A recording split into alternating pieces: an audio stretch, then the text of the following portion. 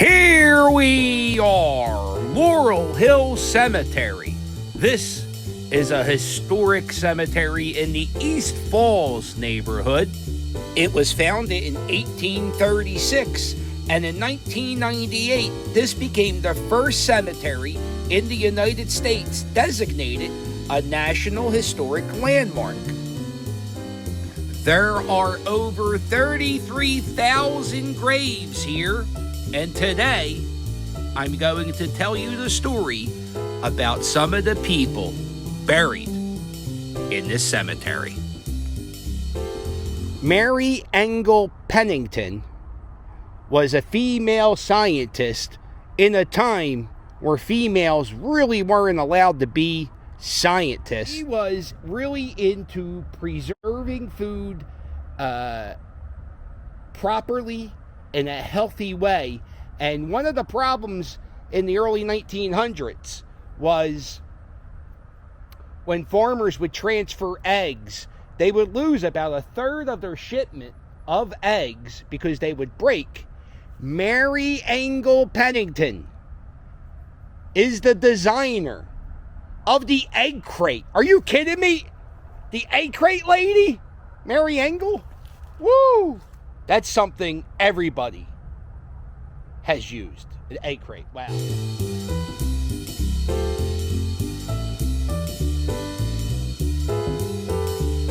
You are looking at the grave of Commodore Isaac Hale, United States naval officer. He was the commanding officer of the USS Constitution, aka Old Ironsides.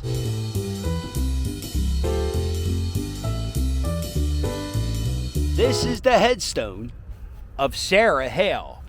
Now, Sarah Hale might not be a name you know, but you definitely know the work of Sarah Hale. She was a magazine editor. She was also a writer. She wrote Mary Had a Little Lamb. She was also a big part of why Thanksgiving became a national holiday. Sarah Hale published a magazine talking about decorating Christmas trees, and so she's the reason we decorate Christmas trees. George Washington's house in Virginia, Mount Vernon, she got it to become a national monument. And Mary Had a Little Lamb, Thanksgiving, Washington, Mount Vernon. She's big time.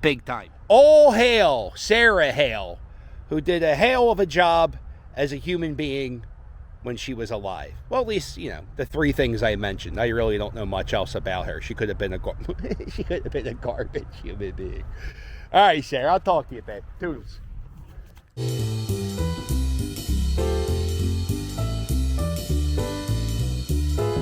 This is the grave of General George Mead. He was the general of the Union Army at the Battle of Gettysburg. Passed away 6 years after the Civil War, and when he died, his funeral was so big, the President of the United States, Ulysses S. Grant, was here on this very hill to watch General Mead get laid to rest. General Mead's horse, Old Baldy, attended his funeral and rode with no rider all the way down the funeral procession.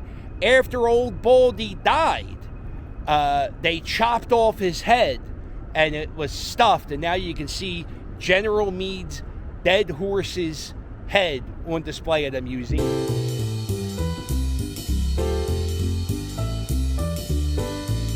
Probably the most famous name in Philadelphia is Balboa, and this is the grave of Adrian Balboa. Look at this, somebody left a pair of glasses on top of the headstone. Adrian was the wife of Rocky Balboa, and Rocky Balboa is the two-time heavyweight champion of the world, and Adrian always stood by his side. Well, actually, she would say you can't win, and then she would turn around. She'd be like, oh yeah, Rocky, I'm on your side now. So Adrian was Rocky's wife, and she passed away of the woman cancer in 2002.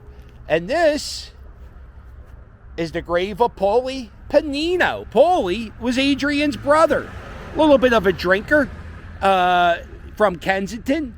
And Paulie, what he did, Paulie, you can't do this. Rocky Balboa had a fight in Russia, and for some reason, he let Paulie in charge of the money, even though Paulie was in Russia with him. So Paulie gave the money to a crooked lawyer, and guess what? The crooked lawyer lost all the money. So Rocky had to move back to Kensington, and Adrian had to get a job back at the pet shop she used to work at before Rocky was heavyweight champion. Yes, I know they're fictional characters, but if you live in Philadelphia, these are real people. When you are down, lift your head off the ground. There's a lot to be learned, so look around. Once there was a silly old ant, thought he'd move around. This is the grave of Harry Kalas. Harry Kalas was the broadcaster for the Philadelphia Phillies, I think from 1971 up until his passing in 2009. Harry, his headstone has a big microphone.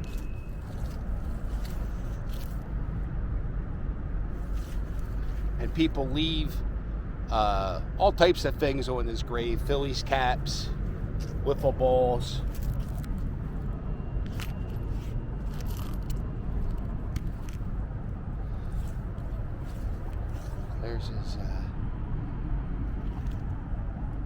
There's Harry's signature. Seats next to his grave are from Veteran Stadium. And Harry Kalas was the broadcaster of the Phillies the entire time they were in Veteran Stadium. If you watch my Phillies videos, you know every time the Phillies win a game, we sing High Hopes. Well, Harry is the reason we sing that. Harry's funeral was at Citizens Bank Park. His body, not his body, but his coffin was laid out behind home plate, and then anybody who went to the funeral could walk past his coffin.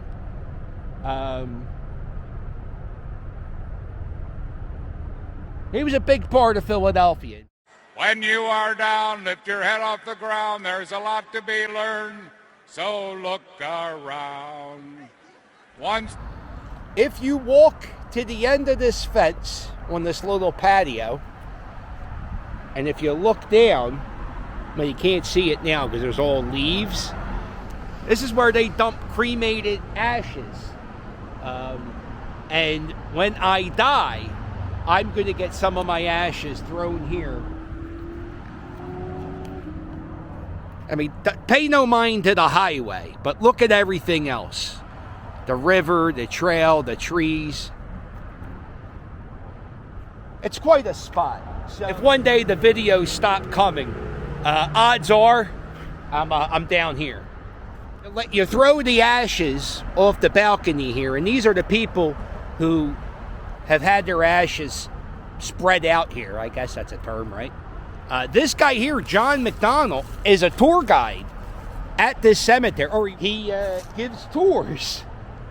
And he points out the fact that his name is on that stone. He's like, I'll be here one day. And he's okay with it. He was like, yeah, you know. I was like, doesn't that, I said to him, doesn't that weird you out seeing your name on a headstone? And he was like, nah.